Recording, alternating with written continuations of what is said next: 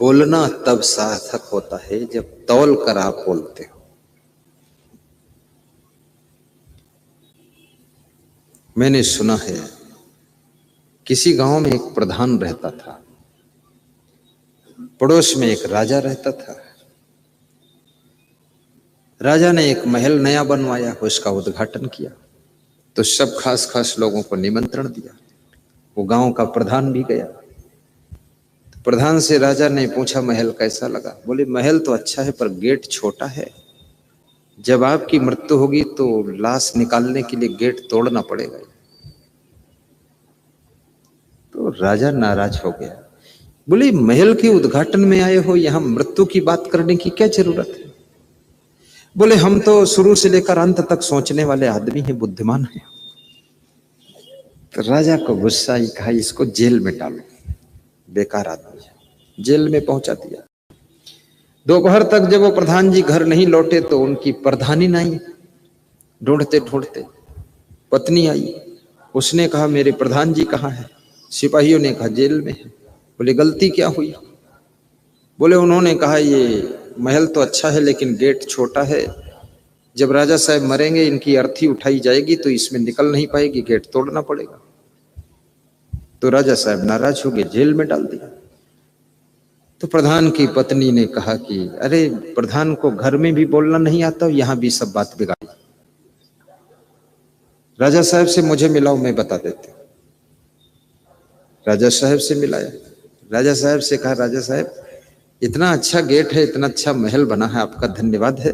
मेरे पति को बोलना नहीं आता है, जब आपकी मृत्यु होगी तो गेट तोड़ने की क्या जरूरत है? आखिर शरीर तो, लाश तो मिट्टी हो जाता है, उसके 2-3 टुकड़े करके बाहर निकाल लेंगे।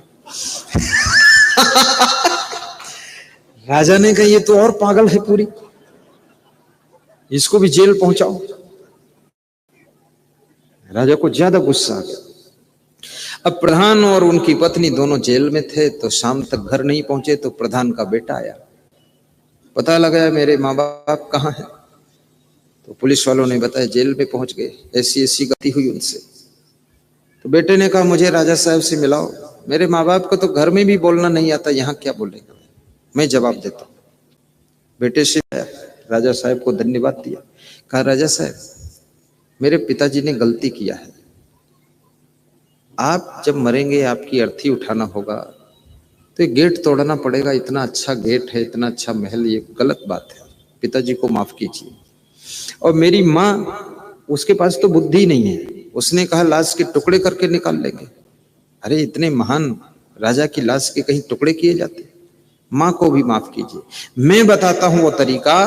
आपके राजमहल का इतना बड़ा आंगन है, इसी में दफन संस्कार कर देंगे, बाहर निकलने क्या जरूरत? राजा ने कहा इसको तो आजन्म कारावास दो। कहां राजमहल का उद्घाटन चल रहा, कहां ये तीनों माँ बेटे बाप एक ही मॉडल की बात कर रहे हैं। तीनों जेल में पहुंच गए। इसलिए कहते हैं कि बोलना सीख जाओ तो घर के बहुत से कार्य जो बिगड़ रहे वो बनना शुरू हो जाएंगे। बोलते तो सभी हैं लेकिन क्या बोलना है ये नहीं जानते, कब कहां कितना बोलना ये भी पता नहीं। दिन भर लोग बात करते हैं, बात करना बंद ही नहीं करते, और जिसकी बात तुम ना सुनो तो कहा हमारे कोई सुनते नहीं। अब ये नहीं सोचते तुम इतना बोलत काहे हो, जब कोई सुनत नहीं तो बोलत काहे हो?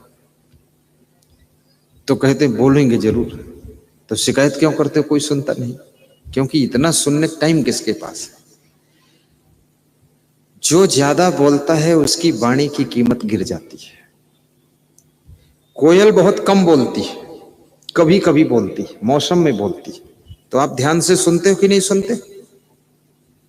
और कौवा रोज बोलता है, फालतू बोलता है, तो आप उसको उठाकर पत्थर मार देते हो। इसलिए कितने लोग घरों में कौवा जैसे बोलते हैं तो उनको लोग डांटते हैं तुम मत बोलो बस सब ठीक है, और कितने लोग तो कोयल जैसे बोलते हैं, तो लोग इंतजार करते हैं कि जब ये बोले तो हम थोड़ा सुने। और मैं ये भी कहूंगा थोड़ा भजन भी याद करो आप लोग, भजन भी गाया करो।